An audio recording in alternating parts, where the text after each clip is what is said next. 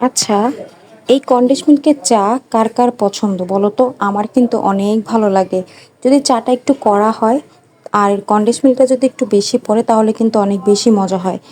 আর আজকে যেহেতু চাঁদ রাত, তো সেক্ষেত্রে আমি হচ্ছে একটু মেহেদি লাগিয়ে চা বসিয়ে দিলাম। যেহেতু আমি ২ হাতে মেহেদি লাগাবো, সো অনেকক্ষণ ওয়েট করতে হবে আমাকে।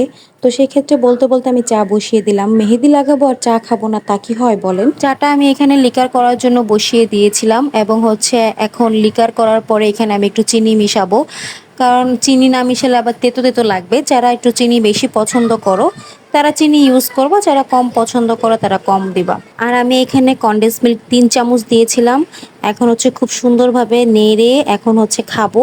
দেখো খুবই সুন্দর একটা কালার আসছে আর ফ্লেভারটা অনেক জোস। যারা এখনো ট্রাই করো না এই কনডেন্স মিল্কের চা তারা অবশ্যই ট্রাই করবা। দেখবা অনেক বেশি ভালো লাগবে, কারণ হচ্ছে কনডেন্স মিল্কের চা আমার অনেক বেশি ভালো লাগে। দেখো চায়ের কালারটা কি সুন্দর আসছে, মাশাল্লাহ। চাটা খেয়ে এখন আমি বসে গেলাম মেহেদি দিতে। এখন জানি না মেহেদি দিতে দিতে কত সময় লাগে। পুরোটা শেষ হলে তোমাদের সাথে আবার শেয়ার করব।